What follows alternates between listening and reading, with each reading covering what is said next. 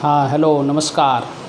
चलिए मैं अपना जो लेक्चर 1 था उसको मैं कंटिन्यू करता हूँ।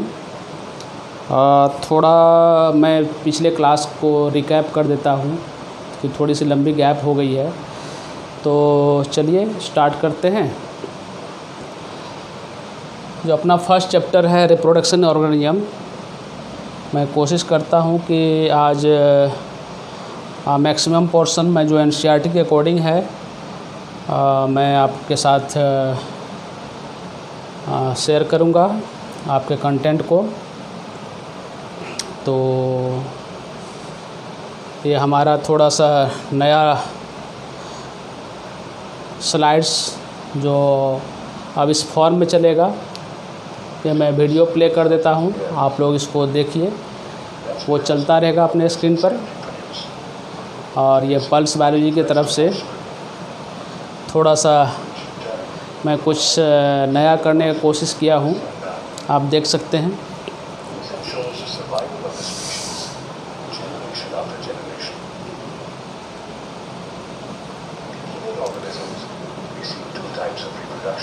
देखिए, आप यदि एनसीईआरटी का फर्स्ट चैप्टर 12th क्लास का ओपन करेंगे, मैं पीछे वाले क्लास को थोड़ा सा समराइज कर दे रहा हूँ इसलिए कि कुछ बच्चे शामिल नहीं हो पाए थे उस क्लास में। तो आप देखिए, बायोलॉजी का एक डेफिनेशन मिलेगा। बायोलॉजी का डेफिनेशन क्या मिलेगा? तो एनसीईआरटी के अकॉर्डिंग जो डेफिनेशन मिलेगा वो क्या है बायोलॉजी का? तो बायोलॉजी क्या है? Biology in essence is the story of life on earth. Biology क्या है? तो नॉर्मली हम लोग बोलते हैं स्टडी ऑफ लाइफ बोल देते हैं, सही है। एनसीईआरटी लिखा है biology is the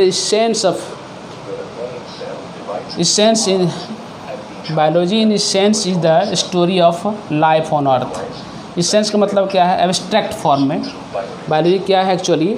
the story of life है कहाँ पर? तो अर्थ के ऊपर। कह रहा है क्या कि इंडिविजुअल ऑर्गेनिज्म का तो डेथ होता है, लेकिन क्या है, स्पीशीज़ सरवाइव करता है। क्यों सरवाइव करता है? इसके पीछे जो सबसे बड़ी बात है वो क्या है? पिछले क्लास में हम लोग देखे थे, लेक्चर 1 में रिप्रोडक्शन था। तो लिखा हुआ है while individual organism die without fail, species continue to live through millions of years unless threatened by natural और एंथ्रोपोजेनिक, मतलब आर्टिफिशियल या मैन मेड कोई भी कारण की वजह से, यदि वो जब तक ख़त्म ना हो जाता है तब तक स्पीशीज क्या है? कंटिन्यू करता है। क्यों कंटिन्यू करता है? उसके पीछे क्या जो वाइटल प्रोसेस है वो क्या है? रिप्रोडक्शन है। लिखा है reproduction becomes a vital process without which species can not survive for long times. बिना रिप्रोडक्शन का लिविंग ऑर्गेनिज्म सर्वाइव नहीं कर सकता है लॉन्ग टाइम के लिए। कह रहा है क्या कि ईच एंड एवरी ऑर्गेनिज्म जो रिप्रोड्यूस करता है, जो मोड ऑफ रिप्रोडक्शन होता है वो या तो सेक्सुअल होता है या फिर एसेक्सुअल मोड ऑफ रिप्रोडक्शन होता है। इस बात को ध्यान रखेंगे। सेक्सुअल मोड ऑफ रिप्रोडक्शन का एडवांटेज है, क्या एडवांटेज है? कि ये नया वेरिएशन क्रिएट करता है। ये याद रखेंगे, क्या करता है? ये क्रिएशन ऑफ न्यू वेरिएंट। और क्योंकि अपना जो इन्वायरमेंट है वो क्या है? फिक्स नहीं है, वो चेंज होता रहता है समय के साथ। तो ऑर्गेनिज्म अगर यदि अपने आप को चेंजिंग इन्वायरमेंट के साथ चेंज नहीं कर पाएगा तो फिर सर्वाइवल सिर्फ उसका खतरे में पड़ेगा। इस वजह से क्या होता है कि ऑर्गेनिज्म में चेंज आता है, और ये चेंज लाने का काम कौन करता है? तो सेक्सुअल रिप्रोडक्शन। हम लोग देखेंगे कि सेक्सुअल रिप्रोडक्शन में जो वेरिएशंस क्रिएट होता है और वो वेरिएशन बाद में क्या है? इवोल्यूशन काज करता है। उसके पीछे कारण क्या है? मियोसिस एक प्रोसेस होता है। हम लोग 11th वाला पोर्शन में कुछ देखे थे कि मियोसिस के द्वारा क्या होता है? रिकम्बिनेंट का फॉर्मेशन होता है, और वो रिकम्बिनेंट क्या करता है? वेरिएशन करता है। वेरिएशन मतलब डिफरेंसेस। एसेक्सुअल में क्या है कि जो ऑर्गेनिज्म बनता है वो बिल्कुल एग्जैक्ट अपने पेरेंट के जैसा होता है और आपस में भी वो सिमिलर होता है। लेकिन सेक्सुअल रिप्रोडक्शन में क्या जो ऑफस्प्रिंग बनता है क्या वो आपस में सिमिलर होता है? आप एक एग्जांपल ले सकते हैं। मान लीजिए क्या कि एक पेरेंट है, उनका 2 या 5 मान लीजिए कि उनका ऑफस्प्रिंग है, 2 भाई है, 3 बहन है, 3 बहन है या 2 भाई है, इस तरह से क्या वो आपस में सिमिलर होते हैं? आप अपने घर में देख लीजिए, आप अगर यदि 2-3 भाई हैं या बहन हैं तो क्या आपस में सिमिलर हैं? नहीं। क्या अपने पेरेंट्स के साथ आइडेंटिकल है? नहीं। तो ये जो वेरिएशंस आया, ये जो डिफरेंसेस आया है, उसके पीछे क्या रहस्य है? तो वो रहस्य है क्या? Sexual reproduction. और भी एक चीज़ है जो रिप्रोडक्शन वेरिएशन काज करता है, हम लोग आगे देखेंगे, म्यूटेशन बोलते हैं। म्यूटेशन की वजह से भी क्या होता है? वेरिएशन आता है। आप एनसीईआरटी में देखेंगे, अपना एक साइंटिस्ट है, बहुत इंपॉर्टेंट इंडियन साइंटिस्ट है, पंचानन महेश्वरी। आप इसको ध्यान रखेंगे। इनके बारे में 1-2 क्वेश्चंस कभी कभी आ जाता है। तो ये बेसिकली जयपुर के रहने वाले थे, जयपुर में इनका जन्म हुआ था, राजस्थान। और ये जो है इंडिया में ही नहीं, वर्ल्ड वाइड ये जो है नॉन बॉटनिस्ट थे। और इनके बारे में एक फेमस कहावत है कि इनके जो गुरु थे डॉक्टर W. डुर्जन, वो एक बार इनको बोले थे कि अगर हमारा पढ़ाया हुआ स्टूडेंट हमसे आगे जाएगा तो उनको ग्रेट सेटिस्फेक्शन देगा। और ये बात इनके दिमाग में जो है हिट किया और इस चीज़ को वो ध्यान में रखते हुए बहुत मेहनत किए और ये अपना एक अच्छा मुकाम हासिल किए दुनिया के साइंटिस्टों में। ये खास करके ये बेसिकली काम किए थे, 2-3 काम है इनका। एक है एम्ब्रायोलॉजिकल एस्पेक्ट्स पर काम किए थे ये, और इसको काफ़ी पॉपुलराइज किए थे। और टैक्सोनॉमी के साथ एम्ब्रायोलॉजी को ऐड किए थे। ये दिल्ली यूनिवर्सिटी में डिपार्टमेंट ऑफ बॉटनी भी इस्टेब्लिश किए थे, इनको इसलिए जाना जाता है। और 2-3 बात है जो ध्यान रखना है इनके बारे में। क्या है? एम्ब्रायोलॉजिकल स्टडी करवाए थे ये, प्लस क्या किए थे ये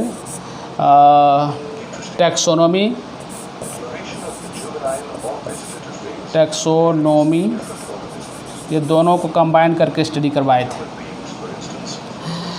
और ये टिश्यू कल्चर के ऊपर भी बहुत काम किए थे और इसके कंट्रीब्यूशन से टिश्यू कल्चर को वर्ल्ड वाइड जो है एक अच्छा रिकॉग्नाइजेशन मिला।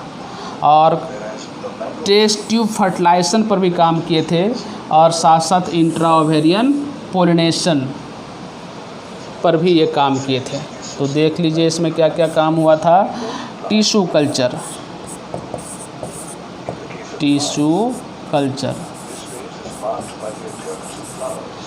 साथ साथ क्या है? टेस्ट ट्यूब फर्टिलाइजेशन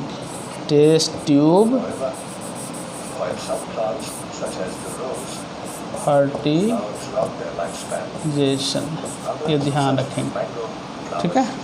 और इसको जो है बहुत सारा प्राइज वगैरह मिला है। तो 2-3 प्राइज जो इनको मेनली मिला है उसमें से एक याद रखेंगे आप, FRCS याद रखेंगे। और एक याद रखेंगे जो भारत सरकार इसको दिया था, Indian national science academy award, ठीक है।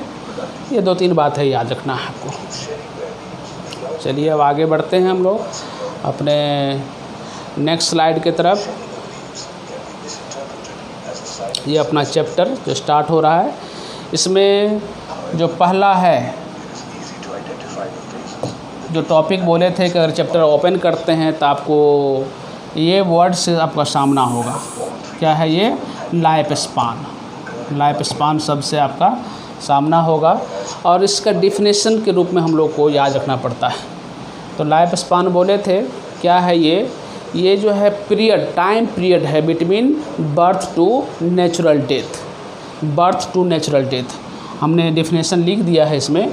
The period from birth to the natural death of an organism represents its life span. पिछले क्लास में भी लेक्चर 1 में एक चार्ट, खूबसूरत चार्ट था आपके एनसीईआरटी में, तो मैं उसको फिलअप किया था। मैं फिर से ले आया हूँ, थोड़ा सा अच्छा लग रहा था देखने में। तो ढंग का कंटेंट जो है एक जगह पर आपको मिलेगा, और ये एनसीईआरटी के अकॉर्डिंग है, तो थोड़ा सा मैं दोबारा रिपीट किया हूँ, तो ज़्यादा टेंशन नहीं लेना है कि सर रिपीट कर रहे हैं। कह रहा है क्या कि ये लाइफ स्पान ऑर्गेनिज्म का किन बातों पर डिपेंड करता है, तो इसका कोई फिक्स्ड क्राइटेरिया नहीं है। लाइफ स्पान का शेप साइज से कोई मतलब नहीं है। ऑर्गेनिज्म बड़ा हो कि छोटा हो, अब बड़ा है तो ज़्यादा लाइफ स्पान होगा, छोटा है तो छोटा कम लाइफ स्पान होगा, इस तरह का कोई बात नहीं है। इसको ध्यान रखेंगे आप। ये जो है कुछ डे से लेकर के, सिंगल डे का भी हो सकता है, उससे भी कम टाइम का हो सकता है, हज़ारों साल का हो सकता है। इसी दो के बीच में मैक्सिमम लिविंग ऑर्गेनिज्म का लाइफ स्पेन क्या है, वेरी करता है, डिपेंड करता है। और देखिए आपका लिखा हुआ है life span of organism are not necessarily correlated with their size. Size से कोई मतलब नहीं है। एक एग्जांपल दिया है, क्रो का साइज और आपके पैरोट का साइज मोर और लेस क्या है, सिमिलर है, लेकिन लाइफ स्पान में काफ़ी वेरिएशन है। क्रो का लाइफ स्पान लगभग 15 साल है और 15 ईयर है, 15 ईयर्स है, और पैरोट का लाइफ स्पान 140 ईयर्स है, जो काफ़ी वेरिएशन है। शेप साइज से कोई रिलेशन नहीं। मैंगो ट्री और पीपल का ट्री लगभग एक जैसा दिखता है, लेकिन लाइफ स्पान में यहाँ भी काफ़ी वेरिएशन है। मैंगो का लाइफ स्पान कम है और पीपल का तो बहुत ज़्यादा है।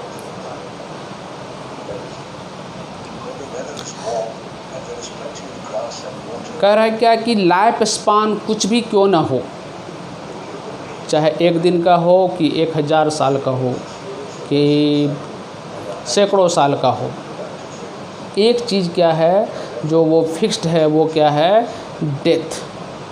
No living organism is immortal. लिख रहा है whatever be the life span, death of every individual organism is certainty. Life span कुछ भी क्यों ना हो, डेथ क्या है, वो सर्टेन है। डेथ क्या है, डेथ सर्टेन है। डेथ सर्टेन, डेथ सर्टेन है, ये ध्यान रखेंगे। करा नो इंडिविजुअल इज इमॉर्टल। कोई भी ऑर्गेनिज्म अजर अमर नहीं है। इमॉर्टल का मतलब याद रखेंगे, अजर अमर। एक ऑर्गेनिज्म, एक अपवाद है, single cell organism. Single cell organism को छोड़ करके कोई भी ऑर्गेनिज्म ऐसा नहीं है जो कभी मरता ना हो। जन्म लिया है तो उनको मरना ही मरना है। हाँ, सिंगल सेल ऑर्गेनिज्म में डेथ नहीं होता है। उसके पीछे पिछले लेक्चर में भी थोड़ा सा मैं जिक्र किया था, मैं थोड़ा कर दे रहा हूँ यहाँ भी, कि multicellular organism including human being. Single cell organism का मतलब क्या है, एक कोशिकीय जीव। मल्टी सेलुलर बहुकोशिकीय जीव। तो मल्टी सेलुलर ऑर्गेनिज्म में तो स्पेशलाइजेशन हुआ था, पिछले क्लास में हम लोग देखे थे। स्पेशलाइजेशन इस टाइप का था कि हम लोग जो है मोस्ट इफ़िशिएंटली जो है मैक्सिमम वर्क हम लोग कर सकते हैं ड्यू टू मल्टी सेलुलरिटी, लेकिन प्राइस पेड करना पड़ा था डेथ के रूप में। आप पिछले लेक्चर को देखेंगे, लेक्चर 1 में हमने इस बात का जिक्र किया है। हाँ, सिंगल सेल ऑर्गेनिज्म का डेथ इसलिए नहीं है कि सिंगल सेल ऑर्गेनिज्म बोले थे कि वो फ्रेश रहता है। उनका जो वेस्ट मटेरियल है ड्यूरिंग जो मेटाबॉलिक रिएक्शंस होते हैं बॉडी में, उसके दौरान जो भी वेस्ट मटेरियल बनते हैं वो क्या होता है, इन्वायरमेंट के साथ एक्सचेंज आउट हो जाता है। लेकिन मल्टी सेलुलर में वो बात नहीं है। मल्टी सेलुलर ऑर्गेनिज्म में क्या होता है कि ये इंटरसेलुलर स्पेस के बीच में क्या है, बहुत सारा ये सब जो है, बहुत सारा नाइट्रोजनस वेस्ट मटेरियल क्या था, अकुमुलेट हुआ था। ये क्या था, नाइट्रोजनस वेस्ट मटेरियल था ये अकुमुलेशन हुआ था। इस बात को ध्यान रखेंगे।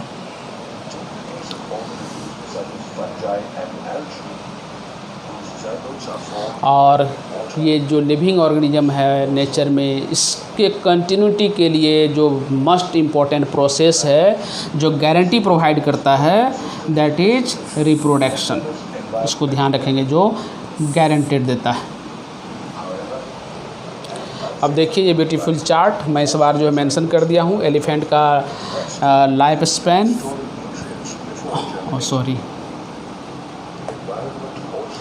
एलिफेंट का लाइफ स्पैन याद रखेंगे। ये क्या है, 65 ईयर्स। 65 आपको अलग बुक में अलग अलग तक डाटा मिल सकता है थोड़ा देखने के लिए। 60 से लेकर के 90 ईयर तक भी आता है, लेकिन 65 ईयर्स जो है ऑथेंटिक डाटा है। ये एवरेज लाइफ स्पान है, ऐसा नहीं कि 65 ईयर का होगा तो हाथी मर जाएगा या उससे पहले मरेगा नहीं, इस तरह की बात नहीं है। ये एवरेज लाइफ स्पान है। रोज प्लांट 5 to 7 ईयर्स, इसको ध्यान रखेंगे।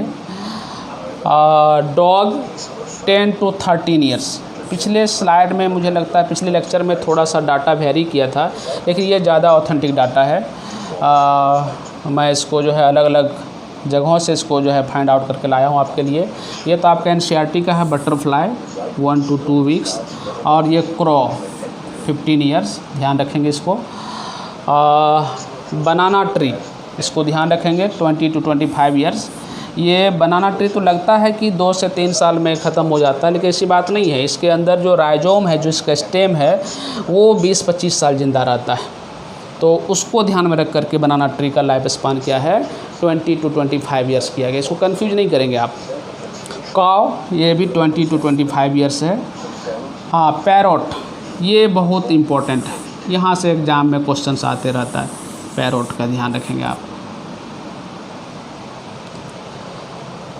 क्रोकोडाइल 60 ईयर्स, हॉर्स भी 60 ईयर्स, और फ्रूट फ्लाई 30 डेज लिखा हुआ है। डी फॉर डेज, डी क्या है, डेज है, डेज ही, डेज। और ये बानियान ट्री, बरगद का पेड़ बोलते हैं, पेड़ 200 ईयर्स के आसपास है। और ये rice plant 3 to 5 month, 3 to 5 month, M for month है, ये मंथ याद रखिएगा, एम फॉर मंथ। और टोर्टवाइज बहुत इम्पोर्टेंट है, 100 to 150 years, up to 200 years भी लिखता है कहीं कहीं बुक में, अप टू 200 ईयर्स। ये ध्यान रखेंगे, आपके एनसीईआरटी का डाटा है और बहुत इम्पोर्टेंट है। यहाँ से नीट में क्वेश्चंस जो है, इधर आपको ऑर्गेनिज्म का नाम, इधर उनका डेट, ये एवरेज लाइफ स्पैन, दोनों को मैच करने के लिए पूछ देता है, तो इसको ध्यान रखेंगे। चलिए, जो अपना टॉपिक है मेन रिप्रोडक्शन, तो उस पर हम लोग जो है बात को आगे बढ़ाते हैं। व्हाट इज रिप्रोडक्शन, आपसे पूछ लेता है कोई कि व्हाट इज रिप्रोडक्शन, तो क्या जवाब देंगे? Reproduction is defined as the biological process, पिछले क्लास में भी हम चर्चा किए थे। बायोलॉजिकल प्रोसेस है जो क्या करता है, जिसके हेल्प से एक ऑर्गेनिज्म, एन ऑर्गेनिज्म क्या करता है, अपने जैसा दूसरे ऑर्गेनिज्म को प्रोड्यूस करता है। देखिए कितना अच्छा डिफिनेशन है आपके एनसीईआरटी के अकॉर्डिंग। रिप्रोडक्शन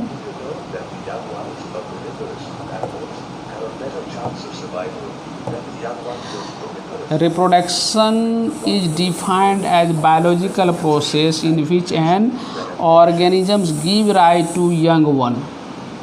Young one को हम लोग offspring बोलते हैं, similar to itself. एक ऑर्गेनिज्म के द्वारा, एक ऑर्गेनिज्म मतलब जो लिविंग ऑर्गेनिज्म है, अपने जैसा दूसरे ऑर्गेनिज्म को जब प्रोड्यूस करता है, प्रोक्रिएट करता है, तो बोलते हैं हम लोग क्या है, वो रिप्रोडक्शन एक्टिविटी में भाग ले रहा है। और जो ऑर्गेनिज्म होता है वो उसके जैसा ही होता है। जो ऑर्गेनिज्म प्रोड्यूस हुआ उसके लिए वर्ड यूज करते हैं हम लोग ऑफस्प्रिंग या प्रोजेनी बोलते हैं। इस बात को ध्यान रखेंगे। ऑफस्प्रिंग जो जन्म लिया है वो क्या होगा, ग्रो करेगा, मैच्योर होगा, फिर से वो नया ऑर्गेनिज्म प्रोड्यूस करेगा। ये लाइफ में चलता रहता है। लिखे हैं the of spring grow mature and turn produce new of spring. इसलिए साइकिल क्या होता है, बर्थ का, ग्रोथ का और डेथ, ये 3 इवेंट होता है ये लाइफ साइकिल में। क्या है, बर्थ होगा, ग्रोथ होगा या रिप्रोडक्शन करेगा और फिर डेथ होगा। बर्थ, रिप्रोडक्शन, मैच्योर होने के बाद रिप्रोडक्शन करेगा, फिर क्या होगा, नया ऑफस्प्रिंग प्रोड्यूस होगा। तो ये साइकिल है बर्थ का, ग्रोथ का एंड डेथ का। और ये क्या करता है, रिप्रोडक्शन कंटिन्यूटी मेंटेन करता है जनरेशन आफ्टर जनरेशन। कहता है कोई ऑर्गेनिज्म किस तरह से रिप्रोड्यूस करेगा, ये सेक्सुअल रिप्रोडक्शन होगा उसमें कि सेक्सुअल रिप्रोडक्शन होगा, ये किस बात पर डिपेंड करता है। तो 2 बात है या 2 से अधिक बात है। जो मेन 2 बात है वो ऑर्गेनिज्म का हैबिटेट कहाँ है, वो कहाँ रहता है, और उसका इंटरनल फिजियोलॉजिकल कंडीशन क्या है। इस बात पर डिपेंड करता है कि वो ऑर्गेनिज्म रिप्रोड्यूस कैसे करेगा। वो जो उसका मोड ऑफ रिप्रोडक्शन होगा वो एसेक्सुअल होगा कि सेक्सुअल मोड ऑफ रिप्रोडक्शन होगा। इस बात को ध्यान रखेंगे आप। आपके एनसीईआरटी का ये इंपॉर्टेंट पॉइंट है, यहाँ से क्वेश्चंस बनता है। Organisms habitat it's internal physiological condition, और ये क्या है, responsible for how it produce, मतलब ये सेक्सुअल करेगा कि एसेक्सुअल रिप्रोडक्शन करेगा। कह रहा है क्या कि एसेक्सुअल रिप्रोडक्शन में क्या होता है। तो अगर यदि वो रिप्रोडक्शन जिसमें सिंगल पेरेंट भाग लेता है तो बोलते हैं एसेक्सुअल रिप्रोडक्शन हो रहा है। जब 2 पेरेंट भाग ले रहा है ऑफ अपोजिट सेक्स तो बोलते हैं हम लोग सेक्सुअल रिप्रोडक्शन होता है। लिखा है based on whether there is participation of 1 organism और parent or 2 in the process of reproduction, it is of 2 types. When offspring is produced by single parent, single parent के द्वारा ऑफस्प्रिंग प्रोड्यूस हो रहा है तो बोलेंगे क्या, एसेक्सुअल हो रहा है। और जब भी when 2 parents of opposite sex participate in the reproduction तो क्या होगा, प्रोसेस क्या कहलाएगा, सेक्सुअल रिप्रोडक्शन। और इस दौरान क्या होता है, मेल और फीमेल गैमेट क्या करता है, आपस में फ्यूज करता है।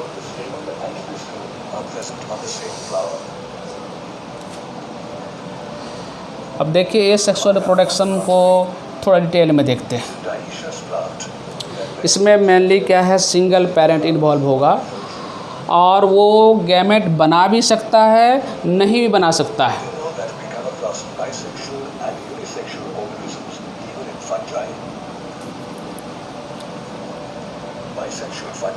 और इसमें जो बनता है ऑर्गेनिज्म एसेक्सुअल रिप्रोडक्शन में ऑफस्प्रिंग जो बनता है वो बिल्कुल एग्जैक्ट कार्बन कॉपी होता है अपने पेरेंट्स का, और आपस में भी वो एक दूसरे का कार्बन कॉपी होता है।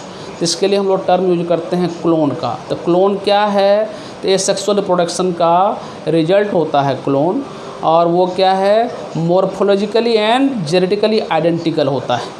इस बात को ध्यान रखेंगे, क्या है ये, मॉर्फोलॉजिकली एंड जेनेटिकली आइडेंटिकल, इस बात को ध्यान रखेंगे।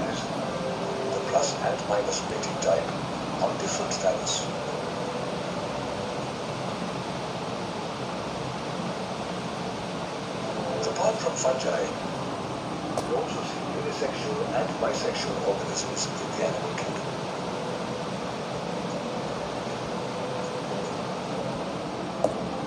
The earthworm, which has both testis and ovary, is bisexual in nature.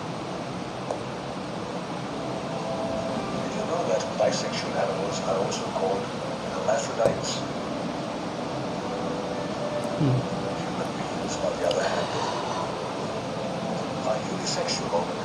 कह रहा है एसेक्सुअल रिप्रोडक्शन कहाँ कहाँ मिलता है, ये बहुत इंपॉर्टेंट चीज़ है।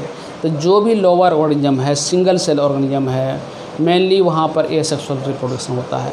ख़ास करके मोनरा में यूनिसेलुलर यूकैरियोट्स जो प्रोटिस्टा है वहाँ पर क्या है, एसेक्सुअल रिप्रोडक्शन होता है। और कुछ सिंपल प्लांट भी है जिसका कि, और सिंपल ऑर्गेनिज्म में एनिमल भी है जिसका कि बॉडी ऑर्गेनाइजेशन क्या होता है, काफ़ी सिंपल होता है। तो देखिए यहाँ क्या है, asexual reproduction is common among the single cell organism and plant and animal with relatively simple body organisation. कह रहा है Protista and Monera the organisms और the parent cell divides into two give rise to new individual. This organism cell division is the result of itself is the mode of reproduction. कह रहा protista में, मोनरा में actually क्या है, वहाँ cell divide करता है तो सेल 1 से 2 बनता है, तो cell division plus mode of reproduction वहाँ क्या है, दोनों एक ही बात होता है। ये देखिए बहुत अच्छा ये क्लेमाइडोमोनास का जूस्पोर्स है, अभी देखेंगे आगे। ये एसेक्सुअल रिप्रोडक्टिव स्ट्रक्चर, ये नाम इम्पोर्टेंट है, ये ध्यान रखेंगे आप। ये नाम क्या है, इम्पोर्टेंट है, इसको ध्यान रखना है कि एसेक्सुअल रिप्रोडक्टिव स्ट्रक्चर कौन कौन सा है। जूस्पोर है कहाँ पर, तो क्लेमाइडोमोनास में। कोनिडिया है, इसको ध्यान रखेंगे कहाँ, तो पेनिसिलियम में। बर्ड होता है हाइड्रा के अंदर, और गैम्यूल्स इन स्पंज। ये गैम्यूल्स, इसको गैम्यूल्स बोलते हैं। ये बाहर वाला और ये अंदर वाला,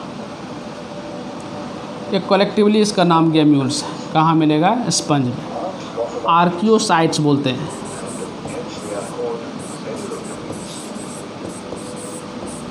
आर्कियोसाइट्स बोलते हैं। ये क्या है, जो इस तरह का स्ट्रक्चर है, स्पिक्यूल्स बोलते हैं।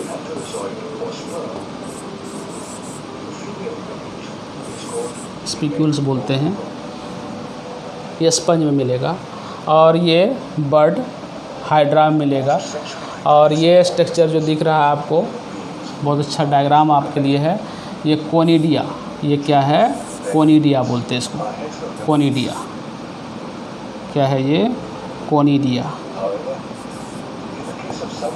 कोनिडिया, ध्यान रखें, कोनिडिया। पेनिसिलियम का बॉडी है। ये जूस्पोर, क्या है ये, जूस्पोर, जूस्पोर, ध्यान रखें, जूस्पोर। क्लेमाइडोमोनास,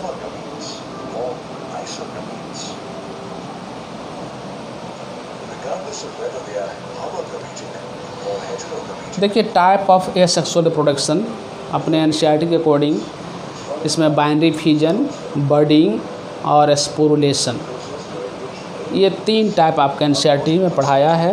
तो इसको देखते हैं क्या है। बाइनरी फ्यूजन में क्या होता है, तो एक ऑर्गेनिज्म, खास करके अमीबा या सिंगल सेल ऑर्गेनिज्म, वो क्या होता है, 2 ऑर्गेनिज्म में डिवाइड कर जाता है। एक सेल्स 2 सेल में डिवाइड कर जाता है, फिर वो क्या होता है, ग्रो कर जाता है पहले जैसा, तो बाइनरी फ्यूजन बोलते हैं।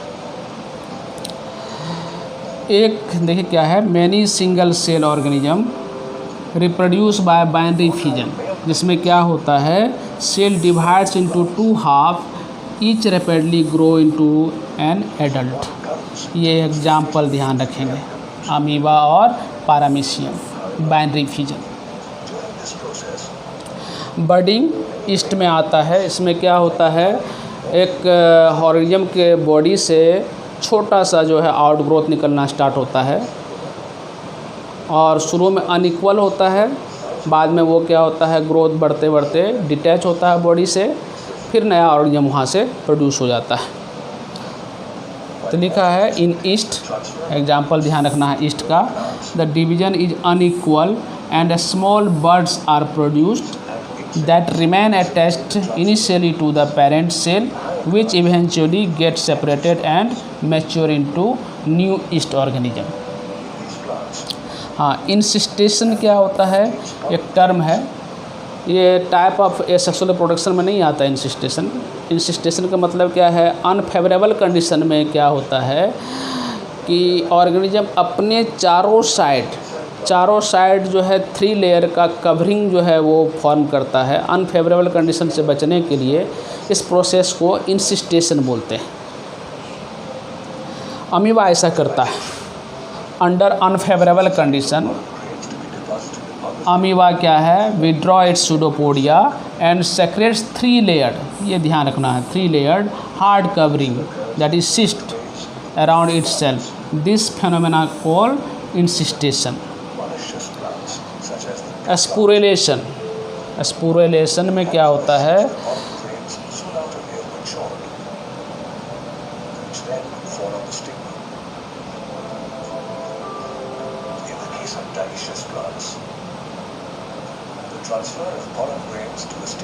स्लाइड थोड़ा सा अल्टर तरीके से। एस्पुरेलेशन में क्या होता है, जब फेवरेबल कंडीशन, अगर अमीबा में अनफेवरेबल कंडीशन है तो फिर क्या होगा, वो तो बाइनरी फ्यूजन करेगा। जब अनफेवरेबल कंडीशन आएगा तो वो क्या करता है, इंसिस्टेशन करता है। और इंसिस्टेशन के बाद जब फिर से फेवरेबल कंडीशन आता है तो वो क्या करता है, मल्टीपल फ्यूजन करता है। एक अमीबा इंसिस्ट के अंदर बहुत सारे छोटे छोटे अमीबा में टूट जाता है, जिसको हम लोग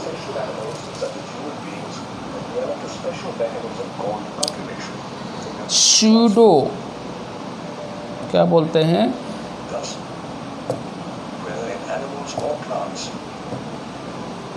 सूडोपोडियोस्पोर्स बोलते हैं।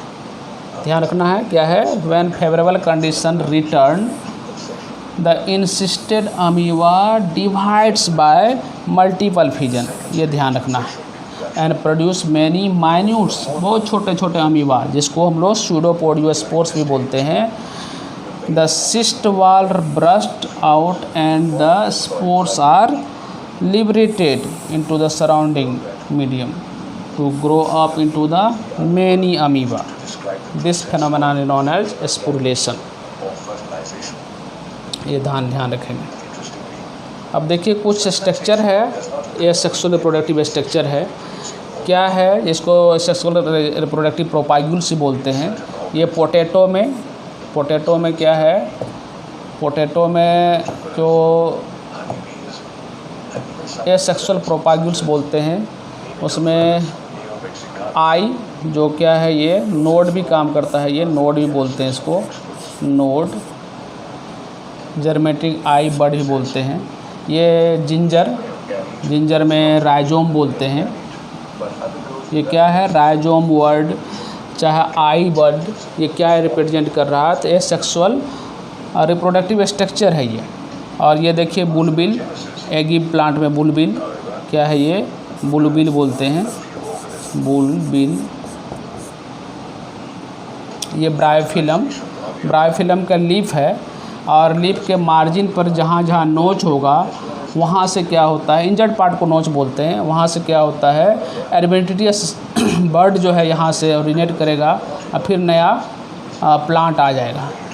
तो ये सब मोड ऑफ एसेक्सुअल रिप्रोडक्शन है। और ये वाटर हाइसिंथ ऑफसेट बोलते हैं यहाँ पर। और उसमें क्या है कि, तो ये याद रखना है थोड़ा, बुलबिल कहाँ, तो एगी प्लांट है, एगी प्लांट ध्यान रखना है, एगी प्लांट। और ये ब्रायोफिलम, ये ऑफसेट क्या है, वेजिटेटिव प्रोपाग्यूल्स बोलते हैं। प्रोपाग्यूल्स बोलते हैं वैसा स्ट्रक्चर जो ऑर्गेनिज्म को एक जगह से दूसरे जगह फैलने में मदद करता है, प्रोपागेशन में मदद करता है, दैट इज प्रोपाग्यूल्स। तो ये ध्यान रखना है। Eye of the potato important है। राइजोम ऑफ जिंजर, बनाना में भी राइजोम होता है। Bulbil of agave plant, leaf bud of bryophyllum, और ऑफसेट, ये इम्पोर्टेंट है। ऑफसेट क्या है पूछेगा आपसे, तो वाटर हाइसिंथ, जलकुंभी बोलते हैं, इकोर्निया प्लांट ही बोलते हैं इसको, साइंटिफिक नेम है Eichhornia plant. Sharks and other organisms, including fish, that engage in external fertilization, undergo several bodily changes during the breeding season to attract mate. देखिए एक स्ट्रक्चर है जूस्पोर, ये ध्यान रखेंगे। क्या है, यूजुअली माइक्रोस्कोपिक स्ट्रक्चर होता है और मोटाइल होता है। जू है, जू मतलब एनिमल, जो फ्लैजिला वाला वर्ड से इंडिकेट करता है ये। अदर कॉमन एसेक्सुअल स्ट्रक्चर में क्या है, ये कोनिडिया जो हम लोग देखे थे उधर, and in females, pale yellow. However, such changes और एक और मोड ऑफ रिप्रोडक्शन होता है एसेक्सुअल का, दैट इज फ्रेगमेंटेशन। इसमें क्या होता है, लिविंग ऑर्गेनिज्म का बॉडी फ्रेगमेंट में टूट जाता है और ईच फ्रेगमेंट वहाँ से क्या होता है, नया ऑर्गेनिज्म को प्रोड्यूस करता है। of successful, और ये हाइड्रा भी शो करता है फ्रेगमेंटेशन, while external ध्यान रखेंगे। fertilization is common in aquatic organisms. Internal fertilization is common. आप एक ज़रूर सुने होंगे टेरर ऑफ बंगाल का नाम। टेरर ऑफ बंगाल कौन कॉज करता है, तो एक प्लांट है, इकोर्निया प्लांट बोलते हैं, वाटर हाइसिंथ। वो plant asexual mode of reproduction करता है और वो इतना फास्ट होता है कि बहुत कम समय में जो भी वाटर बॉडी होता है उसको फिलअप कर देता है। रिजल्ट क्या होता है, वाटर में डिजॉल्व ऑक्सीजन को वो ड्रेन आउट करता है और जो उसके अंदर जो भी लिविंग ऑर्गेनिज्म है, फिश वगैरह है, उसका डेथ होता है। तो मस्ट प्रॉब्लमेटिक या मस्ट प्रॉब्लम कॉजिंग वीड के रूप में वाटर हाइसिंथ को हम लोग जानते हैं। बहुत ही फेनोमेनल रेट से ये ग्रो करता है। इस प्लांट के बारे में थोड़ी कहानी है आपके सिलेबस में मेंशन। ये प्लांट पहले इधर इंडिया में नहीं मिलता था, इसको दूसरे देशों से लाया गया था। इनके प्लांट में जो उनका आप देखेंगे फ्लावर का कलर, तो वो बैगनी कलर का होता है, वायलेट कलर का होता है और उसका ब्यूटीफुल शेप होता है लीफ का। इस वजह से इसको लाया गया था कि चलो यहाँ रोड किनारे चाहे जो भी वाटर बॉडी है वो देखने में सुंदर लगेगा, ब्यूटीफुल लगेगा, इस वजह से इसको लाया गया।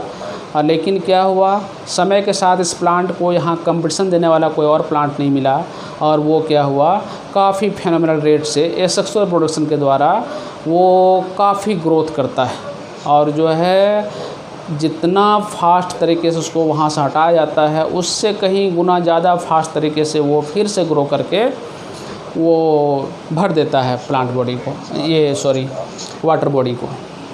They germinate to form a pollen. आप नोट्स दे दिया हूँ, उसमें आप ध्यान रखेंगे। This tube then travels downwards towards the ovule. कह रहा है जो लोअर प्लांट है वहाँ मेनली क्या है, या लोअर ऑर्गेनिज्म है, mainly asexual mode of reproduction है।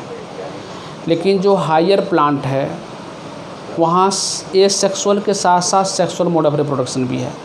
लेकिन एनिमल जो हायर एनिमल है वहाँ सिर्फ और सिर्फ क्या है, सेक्सुअल मोड ऑफ रिप्रोडक्शन है। ये बात ध्यान रखेंगे। Formation of a new life. देखिए यहाँ पर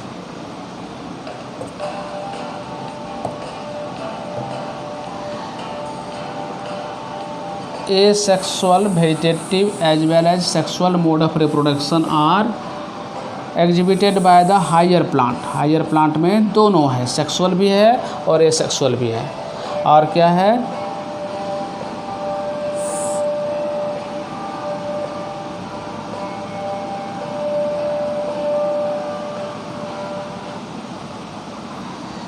और क्या है, on the other hand only sexual mode of reproduction कहाँ मिलता है, एनिमल में। अब चलिए देखते हैं सेक्सुअल मोड ऑफ रिप्रोडक्शन में होता क्या है। सेक्सुअल मोड ऑफ रिप्रोडक्शन में two parents of same species और क्या होना चाहिए, अपोजिट सेक्स का होना चाहिए, वो इन्वॉल्व होता है। और कैसे, तो bye formation of gametes. Gametes हम लोग जानते हैं क्या होता है, हैप्लॉइड स्ट्रक्चर होता है। हैप्लॉइड जैसे क्या है कि ह्यूमन बॉडी जो भी हायर ऑर्गेनिज्म है, चाहे प्लांट है, एनिमल है, उसका बॉडी ऑर्गेनाइजेशन डिप्लॉइड होता है। और जब वो गैमेट बनाता है तो वो मियोसिस के द्वारा हैप्लॉइड गैमेट्स बनाता है। तो सेक्सुअल प्रोडक्शन में दो ऑर्गेनिज्म का इन्वॉल्व होना ज़रूरी है। कभी कभी जो है एक ऑर्गेनिज्म भी सेक्सुअल प्रोडक्शन कर सकता है, बशर्ते क्या है कि उसी के ऊपर मेल ऑर्गन भी है, मेल सेक्स ऑर्गन भी है और फीमेल सेक्स ऑर्गन है। तो उस केस में फिर क्या होगा, टू पेरेंट का कहना थोड़ा सा सही नहीं होगा, लेकिन डेफिनेशन में नॉर्मली हम लोग बोलते हैं सेक्सुअल रिप्रोडक्शन में टू पेरेंट्स भाग लेते हैं ऑफ अपोजिट सेक्स।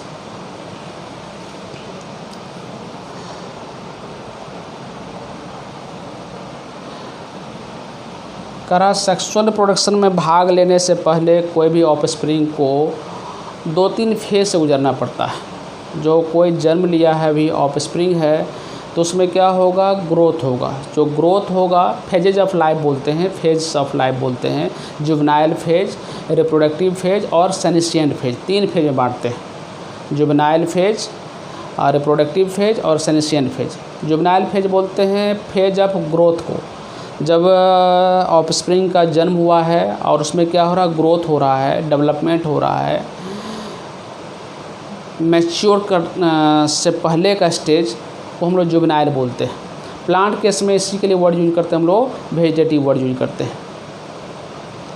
फिर क्या हुआ, ऑर्गेनिज्म ऑफस्प्रिंग क्या हुआ, जुवेनाइल को क्रॉस करने के बाद रिप्रोडक्टिव या मैच्योर स्टेज में आता है। मैच्योर स्टेज में आने के बाद क्या होगा, वो गैमेट प्रोड्यूस करता है और फिर वो रिप्रोडक्शन एक्टिविटी में भाग लेता है। और एंड ऑफ रिप्रोडक्टिव एक्टिविटी को हम लोग बोलते हैं सेनेशिएंट स्टेज, ओल्ड स्टेज। बाद में क्या होगा, उसमें डेथ होगा। और ये सब जो फेज जो लाइफ का है 3 फेज, ये एक फेज से दूसरे, दूसरे से तीसरे में जो ट्रांजिशन होता है, इसके लिए जो जिम्मेदार फैक्टर होता है वो क्या है, हार्मोन्स है। हार्मोन्स प्लस एनवायरमेंटल फैक्टर मिल करके क्या करता है, ये फेज को डिसाइड करता है।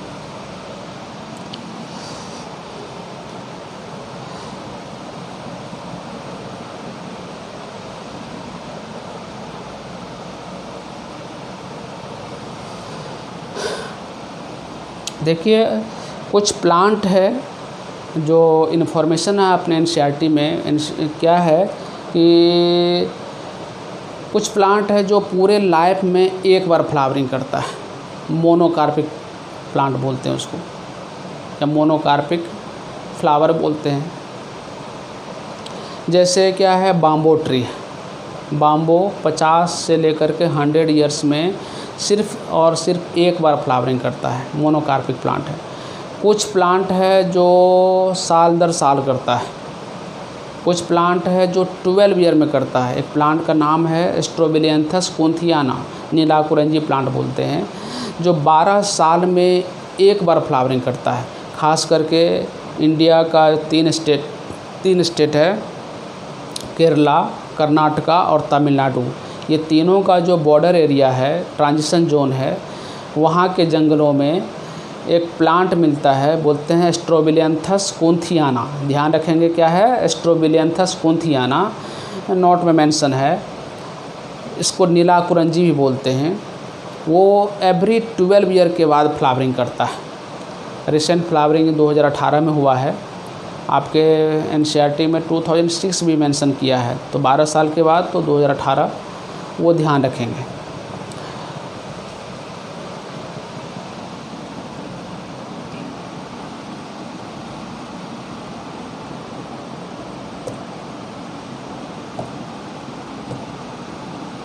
ये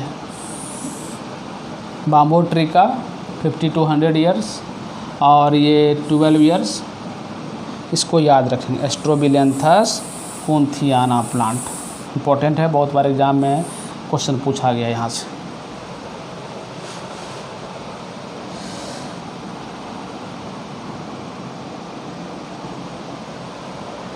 लिखा है in animal juvenile phase is followed by morphological and physiological changes prior to active reproductive behavior. The reproductive phase is also variable duration in different organism.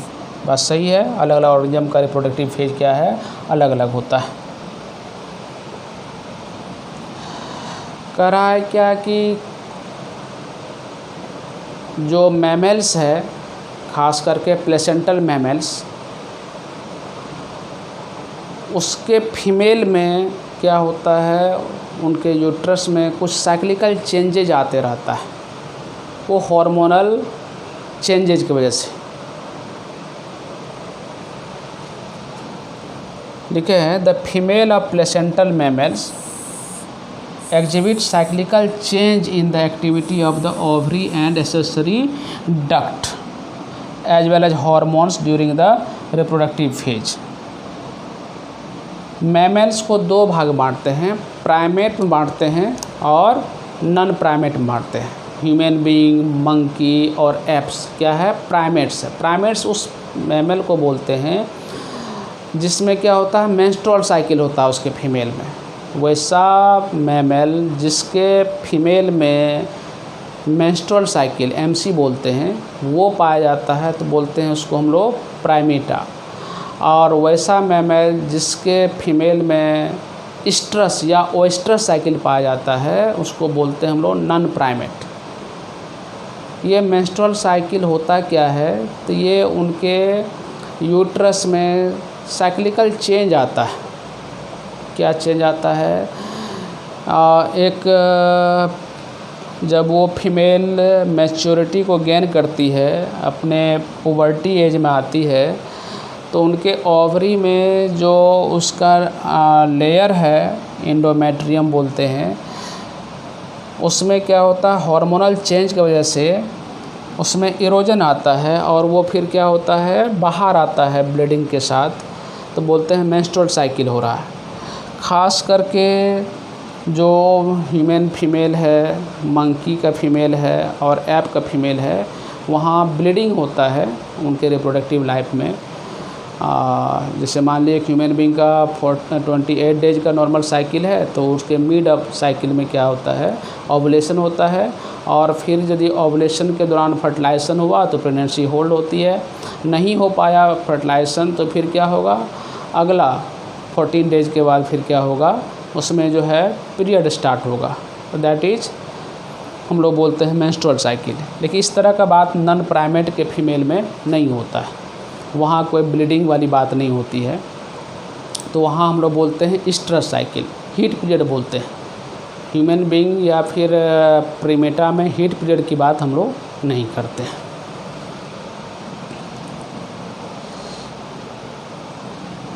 देखते हैं, लिखा हुआ है नॉन प्राइमेटा मैमल लाइक कॉ, नॉन प्राइमेट्स, ये human being में monkey और app को छोड़ करके जितना भी मैमल्स है, मैमल्स क्या होता है तो हम लोग जानते हैं, 11th में हम लोग उस चीज़ को पढ़ चुके हैं, मैमलियन कैरेक्टर।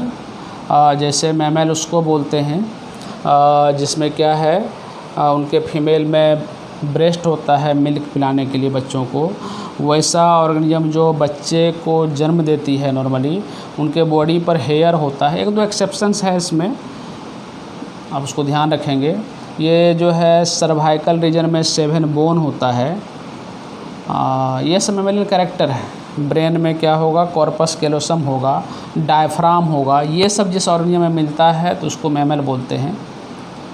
यंग वन प्रोड्यूस करती है और बच्चे को मिल्क पिलाती है, तो ये सब जो काम है वो क्या है, मैमल का है। तो मैमल को फिर दो भाग में, यदि मेंस्ट्रुअल साइकिल है तो प्राइमेटा, अगर यदि ओएस्ट्रस साइकिल है तो नॉन प्राइमेटा। ध्यान रखेंगे।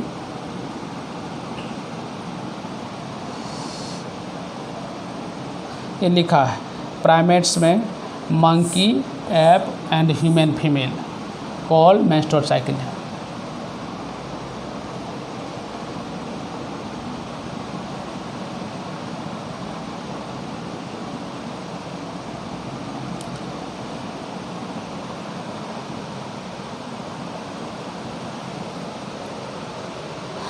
कह रहा है क्या कि कुछ ऑर्गेनिज्म, जो भी ऑर्गेनिज्म है उसको रिप्रोडक्टिव साइकिल को ध्यान में रख करके दो तरह से बांटते हैं। एक होता है सीजनल ब्रीडर बोलते हैं, एक होता है कंटिन्यूस ब्रीडर।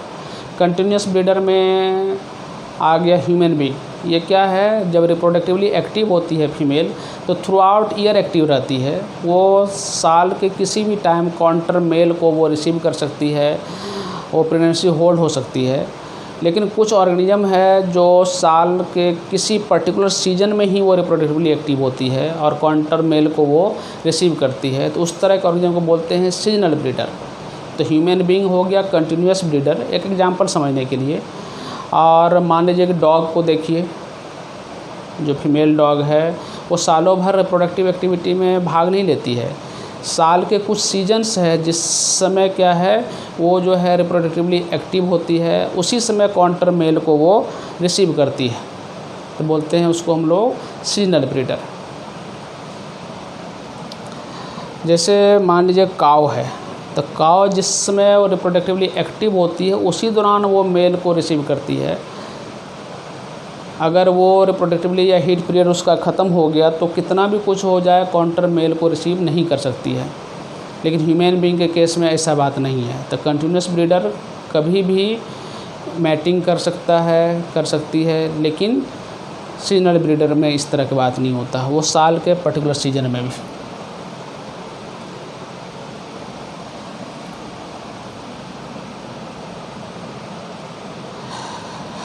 कह रहा है कि ये जो हम लोग लाइफ का 3 फेजेज देखे थे, जुवेनाइल फेज, रिप्रोडक्टिव फेज और अपना सेनेशिएंट फेज। तो सेनेशिएंट फेज का पहचान क्या है, तो इसमें जो कुछ चेंजेज आता है। चेंज किस तरह का आता है कि मेटाबॉलिक एक्टिविटी जो है धीरे धीरे काफ़ी स्लो आउट हो जाता है। तो लिखा आपका एनसीईआरटी कि there are कनकोमिटेंट change.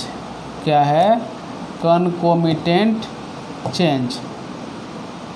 There are concomitant changes in the body like slowing of metabolism during this last phase of the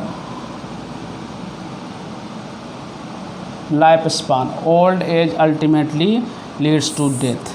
old होने के बाद क्या है? डेथ होने के चांसेस हैं। चाहे प्लांट हो चाहे एनिमल हो, ये जो ट्रांजिशन ऑफ फेज है, जुवेनाइल, रिप्रोडक्टिव और सेनेशिएंट, जिम्मेदार क्या है? अभी डिस्कस किए थे हम लोग, हार्मोन्स जिम्मेदार है।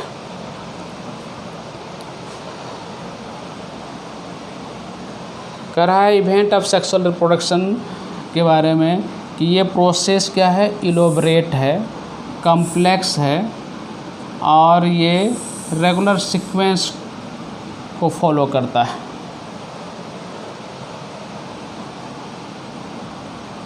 और इस दौरान क्या होता है? फ्यूजन ऑफ गैमेट होता है और फिर रिजल्ट क्या होता है? प्रोडक्शन ऑफ जायगोट होता है। ध्यान रखेंगे। ये जो प्रोसेस ऑफ रिप्रोडक्शन है इसको 3 भाग में बांटा गया। हम लोग डिटेल पढ़ेंगे, ये पूरा यूनिट हम लोग का रिप्रोडक्शन चैप्टर है। इसको sequence by sequence, step by step, थोड़ा थोड़ा जो एनसीईआरटी के अकॉर्डिंग है अपना, वो उसको ध्यान में रख करके हम लोग अपना लेवल को बढ़ाएंगे। तो प्रोसेस ऑफ रिप्रोडक्शन 3 भाग है इसमें। एक है प्री फर्टिलाइजेशन का स्टेज, एक है फर्टिलाइजेशन का स्टेज, और दूसरा और लास्ट कौन है? Post fertilization event. हाँ, इवेंट कहिए, स्टेज से ज़्यादा बेटर है इवेंट का नाम। तो जो सीक्वेंशियल इवेंट होता है रिप्रोडक्शन में, ये 3, pre fertilization event, fertilization event और पोस्ट फर्टिलाइजेशन इवेंट। तो फर्टिलाइजेशन से पहले जो प्री फर्टिलाइजेशन इवेंट है, तो प्री फर्टिलाइजेशन इवेंट में क्या होना चाहिए? तो गैमेट का फॉर्मेशन होना चाहिए और फिर गैमेट का ट्रांसफ़र की बात करते हैं।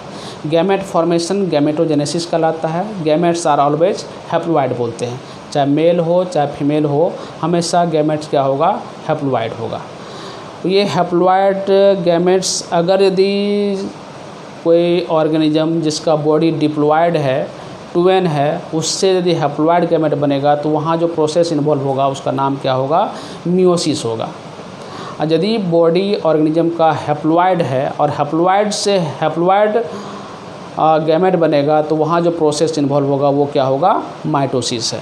समझने के लिए, अगर ये क्या है? 2n है बॉडी और यहाँ से क्या है? गैमेट बनना है n, तो यहाँ प्रोसेस क्या होगा? मियोसिस होगा। ठीक है। और ये n है और यहाँ से फिर n बनेगा तो यहाँ क्या होगा? माइटोसिस होगा। ध्यान रखना।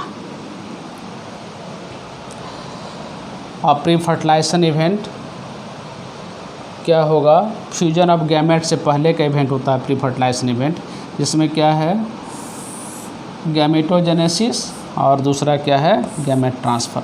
अब गैमेटोजेनेसिस देखिए क्या है, फॉर्मेशन ऑफ गैमेट। अब ये जो गैमेट का फॉर्मेशन हुआ, चाहे मियोसिस से हुआ हो चाहे माइटोसिस से हुआ हो, तो जो गैमेट्स आर ऑलवेज हैप्लॉइड, ध्यान रखेंगे हैप्लॉइड, प्लॉइडी लेवल होता है ये हैप्लॉइड। हम लोग का बॉडी का लेवल प्लॉइडी क्या है, डिप्लॉइड है। इसमें वन सेट ऑफ क्रोमोजोम एक पेरेंट्स मदर से आया हुआ है और one set of chromosome father से आया हुआ, तो two basic set of chromosome के लिए वर्ड यूज करते हैं हम लोग डिप्लॉइड। फिर यदि डिप्लॉइड ऑर्गेनिज्म रिप्रोडक्टिव एक्टिविटी में भाग लेता है, जब वो प्रोड्यूस करता है गैमेट्स, तो वहाँ पर फिर से गैमेट क्या होता है, हैप्लॉइड हो जाता है मियोसिस की वजह से।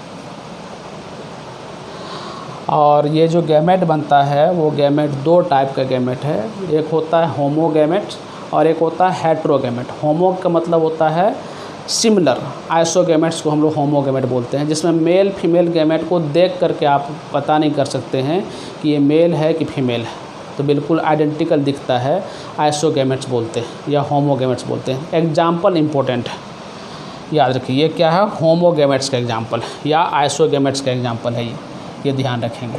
क्या है ये, आइसोगैमेट्स का एग्जाम्पल है। ये आइसोगैमेट्स कहाँ मिलता है, क्लेडोफोरा में, ये ध्यान रखेंगे। एल्गा है, ग्रीन एल्गा का नाम है, क्लेडोफोरा एग्जाम्पल है, ग्रीन एल्गा। आइसोगैमेट्स क्या है ये, आइसोगैमेट्स है ये, आइसोगैमेट्स,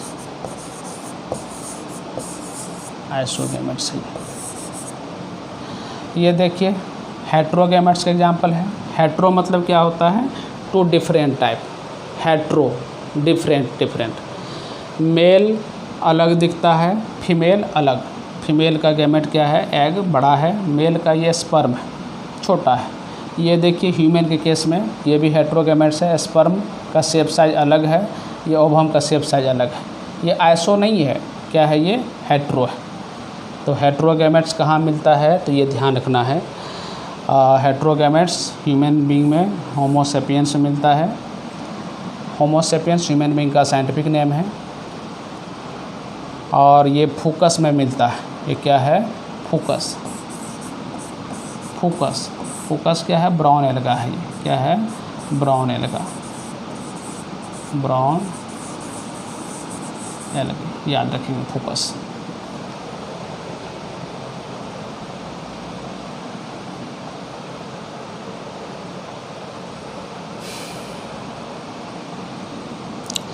अब देखिए ये जो गैमेट्स है मेल और फीमेल, अगर यदि ये एक ही ऑर्गेनिज्म के बॉडी पर प्रोड्यूस हो रहा है, तो उस तरह के ऑर्गेनिज्म के लिए वर्ड यूज करते हैं हम लोग बायसेक्सुअल ऑर्गेनिज्म। बाय मतलब टू सेक्स एक ही ऑर्गेनिज्म के ऊपर है तो बायसेक्सुअल। इसके लिए और टेक्निकल वर्ड यूज करते हैं हम लोग बायसेक्सुअल के लिए, क्या बोलते हैं हम लोग, मोनोएसियस बोलते हैं या इसको हर्माफ्रोडाइट बोलते हैं। तो मोनोएसियस, बायसेक्सुअल और हर्माफ्रोडाइट तीनों एक ही चीज़ है, ध्यान रखना है। यदि सेक्स ऑर्गन अलग अलग ऑर्गेनिज्म के ऊपर हो, मेल है तो किसी ऑर्गेनिज्म के ऊपर मेल ही सेक्स ऑर्गन है, फीमेल नहीं है, या किसी पर फीमेल है तो उसके ऊपर मेल नहीं है, तो उस तरह के ऑर्गेनिज्म को बोलते हैं यूनिसेक्सुअल ऑर्गेनिज्म। यूनि मतलब एक सेक्स एक ऑर्गेनिज्म के ऊपर है या उसके अंदर है तो बोलते हैं यूनिसेक्सुअल। तो ध्यान रखेंगे, बायसेक्सुअल, हर्माफ्रोडाइट या मोनोएसियस ये टर्म यूज करते हैं हम लोग एक साथ, या बायसेक्सुअल के लिए वर्ड यूज करते हैं हम लोग मोनोएसियस या हर्माफ्रोडाइट। यूनिसेक्सुअल के लिए एक टर्म यूज करते हैं डायोसियस। डायोसियस का मतलब क्या है, डाय मतलब दो अलग अलग ऑर्गेनिज्म के ऊपर अलग अलग सेक्स, दैट इज डायोसियस। तो इसको क्या बोलेंगे हम लोग, यूनिसेक्सुअल बोलेंगे। अब मोनोएसियस, मोनो मतलब एक ही के ऊपर दोनों सेक्स है तो दैट इज मोनोएसियस, ध्यान रखेंगे। एग्जाम्पल ध्यान रखना है डायोसियस का एग्जाम्पल, तो पपाया हो गया, डेट पाम हो गया, ये सब क्या है, डेट वाला प्लांट, और पपाया ये सब डायोसियस प्लांट है। मोनोएसियस प्लांट होता है कुकर बीट्स, जो हम लोग वेजिटेबल्स वगैरह का जो प्लांट है कुकुरबिटा फैमिली में आता है, तो कुकुरबिट्स और कोकोनट ये क्या है, मोनोसियस, ध्यान रखेंगे मोनोसियस में आता है, मोनोसियस में आता है।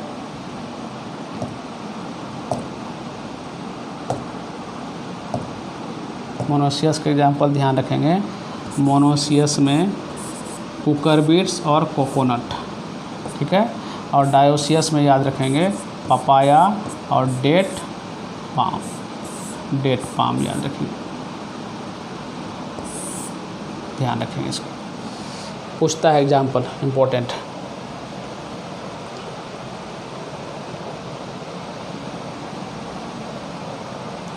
कह रहा जो लोअर ऑर्गेनिज्म है, खास करके मोनरा, प्रोटिस्टा, कुछ फंगी, ये सब का ऑर्गेनिज्म क्या होता है, इस ऑर्गेनिज्म का जो बॉडी होता है वो हैप्लॉइड होता है। और जो हायर ऑर्गेनिज्म है, खास करके बहुत सारे हायर प्लांट्स और एनिमल, उसका बॉडी क्या होता है, डिप्लॉइड होता है, 2n बॉडी होता है। और यदि 2n होगा बॉडी, 2n बॉडी होगा तो रिडक्शन डिवीजन से, ठीक है, रिडक्शन डिवीजन, रिडक्शन डिवीजन को मियोसिस बोलते हैं। रिडक्शन के द्वारा क्या होता है, गैमेट बनता है, गैमेट्स बनता है, ध्यान रखेंगे। और गैमेट्स आर ऑलवेज हैप्लॉइड बोलते हैं। ये देखिए स्ट्रक्चर है, ये अर्थवार्म का स्ट्रक्चर है। यहाँ पर क्लाइटेलम बोलते हैं इसको, हम लोग क्या बोलते हैं, क्लाइटेलम, क्लाइटेलम ध्यान रखेंगे।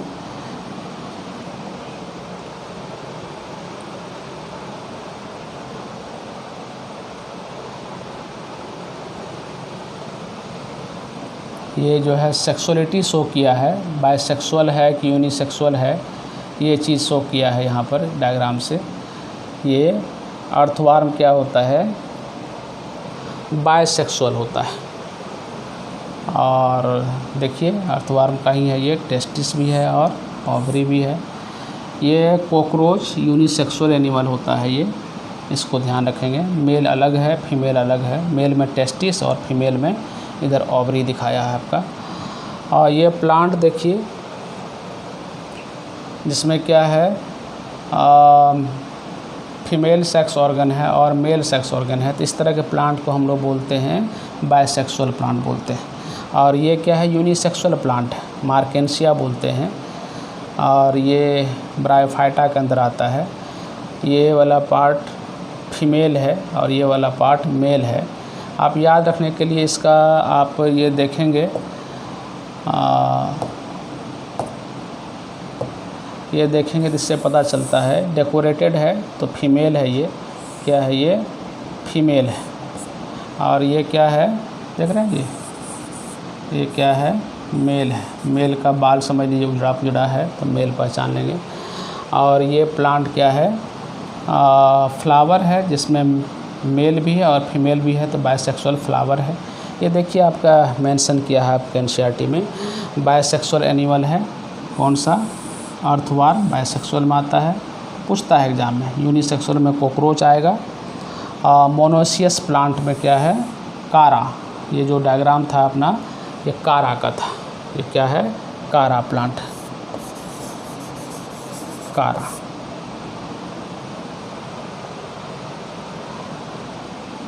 टेरिडोफाइटा में आता है कारा।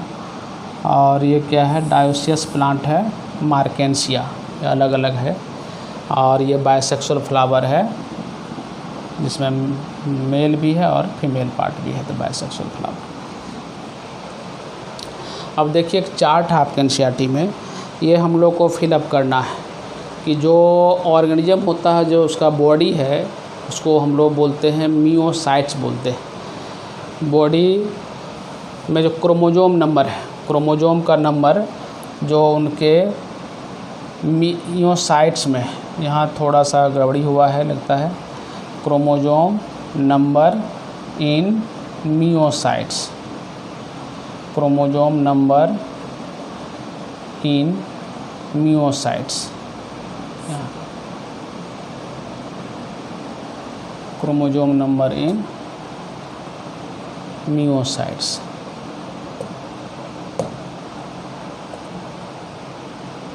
Chromosome number in myocytes.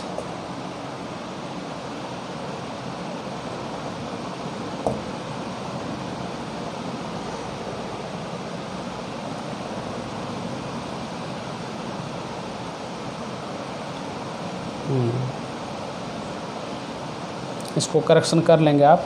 जैसे देखिए ह्यूमन बीइंग, हम लोग का बॉडी में जो क्रोमोसोम नंबर है वो कितना है 46 है, और गैमेट में कितना होगा वो हाफ हो जाएगा। जो गैमेट फॉर्मिंग सेल्स है ह्यूमन बॉडी में, मियोसाइट्स बोलते हैं, उसमें क्रोमोसोम क्या होगा 2n होगा। 2n मतलब डिप्लॉयड होगा, और ह्यूमन बॉडी में वो क्या है उसका नंबर तो 46 है। जब उसमें रिडक्शन डिवीजन होगा क्रोमोसोम क्या होगा हाफ हो जाएगा, और वो डाटा फिर क्या आता है 23 आता है। तो ये याद रखेंगे आप। ये हाउस फ्लाई है और इसमें क्या है 12 है, तो इसका क्या हो जाएगा हाफ हो जाएगा 6 हो जाएगा। क्या हो जाएगा 6 हो जाएगा। इसको ध्यान रखेंगे, हाफ कर देते हैं, ये 6 हो जाएगा। क्या होगा 6 हो जाएगा। ये रैट में 42 होता है, तो ये 42 कर दीजिए 42। और ये डॉग 78 होता है, तो इसका हाफ हो जाएगा 39 हो जाएगा। ये कैट में 38 होता है, इसको याद रखिए, तो इसका हाफ हो गया उसके गैमेट में। फ्रूट फ्लाई 8 होता है, तो इसके गैमेट में 4 हो जाएगा। ओफियोग्लोसम ये इम्पोर्टेंट है, इसको ध्यान रखेंगे। इसमें कितना होता है 1260 होता है, इसका हाफ हो गया इसके गैमेट में। और एप्पल जो प्लांट है सेब, जिसमें 34 होता है, तो इसके गैमेट में क्या होगा 17 हो जाएगा। और राइस प्लांट में 24 होता है, गैमेट कितना है 12 है। मेज में 20 होता है, तो इसमें गैमेट कितना है 10 हो जाएगा। और पोटैटो में 48 होता है, ध्यान रखेंगे, तो इसका 24 हो गया गैमेट में। बटरफ्लाई में 380 होता है, तो इसका हाफ कर दीजिए 190 इस गैमेट में हो गया। और ओनियन में क्या है 16 होता है, इसका हाफ हो गया। ये कुछ डाटा है जिसको कि ध्यान रखना है कि मियोसाइट्स में क्रोमोसोम का नंबर कितना है और उसके द्वारा प्रोड्यूस्ड गैमेट में क्रोमोसोम का नंबर कितना है। ठीक है, जैसे ह्यूमन बीइंग 46 तो गैमेट 23। ओफियोग्लोसम 1260 है, 1260 है, तो क्रोमोसोम जो उसके गैमेट में है वो 630 है। ओनियन 16 होता है इसके मियोसाइट्स में, तो उसका 8 हो गया। डॉग हो गया, डॉग में डाटा है आपका 78, तो उसका हाफ हो गया। फिर कैट 38, ये डाटा है। ये फ्रूट फ्लाई याद रखेंगे, आगे काम आएगा। फ्रूट फ्लाई ड्रोसोफिला बोलते हैं। क्या है ये ड्रोसोफिला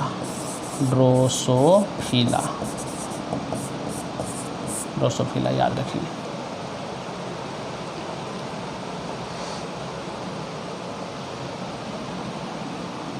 चूँकि लेक्चर थोड़ा लंबा हो जा रहा है, तो मैं लेक्चर 3 में पूरे चैप्टर को मैं कंप्लीट करूँगा।